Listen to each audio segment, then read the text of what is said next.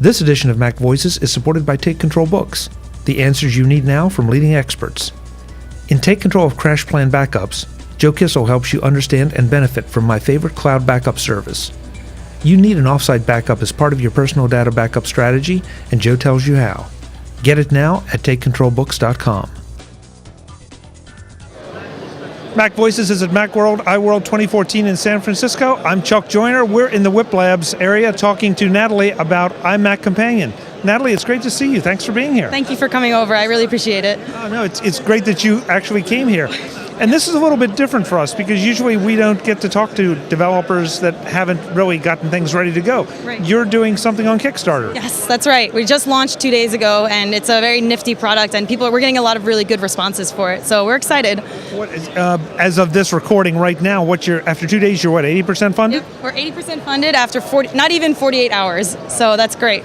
Yeah. Must be doing something right. Yeah, it's getting shared on the networks and everything, like all a bit like on its own. It's going like very smooth, and it feels really good for someone who's developed it yourself. Like you feel good when that happens.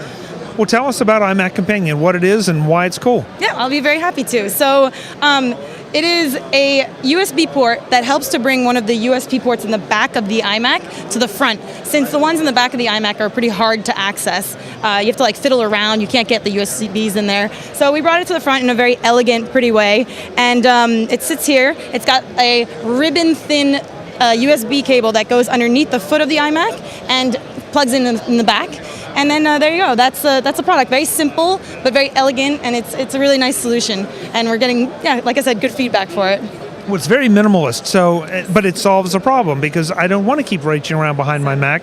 And it also looks like it anchors well so that if I'm sticking a thumb drive in or out, it's going to stay right there and the drive will come in or out. Yes, exactly. That's right. It'll definitely stay. It's got a sticky tape on it, and we're actually looking also into getting a suction, but right now it's sticky tape, and it's got that, it stays put. It's got a little lip on it too, so it won't move.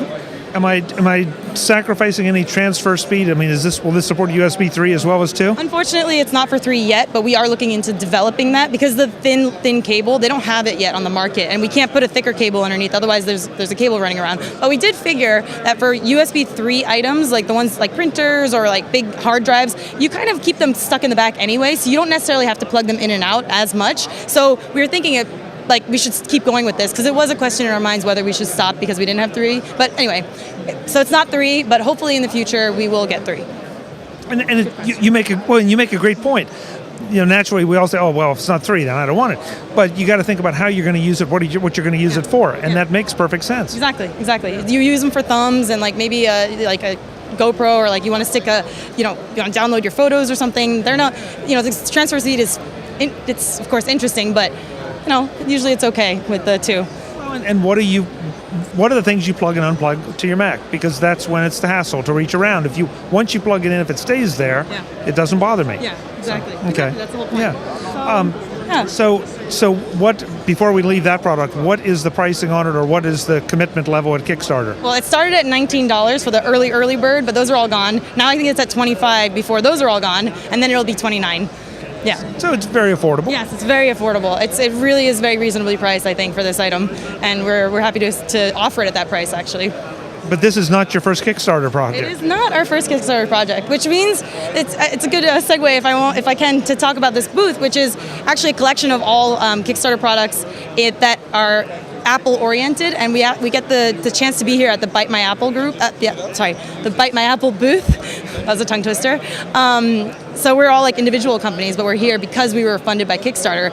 And my first product, or I should say our first product, was the iDock All, which is a dock that you can dock both the 30-pin connectors and the Lightning connectors and all iOS devices. So like iPads, iPhones, iPods, all in one device, all in one little stand.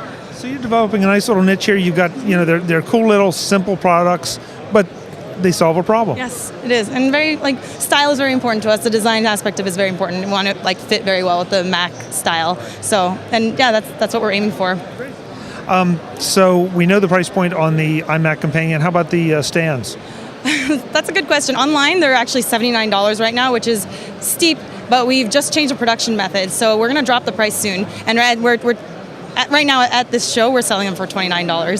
So yeah, that is a big difference. Big difference, yeah. We're changing the production method, so we've invested in it a bit more. the website where folks can go to learn more about this. www.whiplabs.com. Perfect. And of course, I'll have a link in the show notes to the Kickstarter as well. Yes, that would be so great. Thank you so much. You're quite welcome. It's great to see you. You too. Thank you. Folks, more from Macworld iWorld 2014. I'm Chuck Joyner in San Francisco. Thanks for watching. Nice touch. I like Camera work by John Zakowski of Azimuth Productions Video San Francisco at videosanfrancisco.com.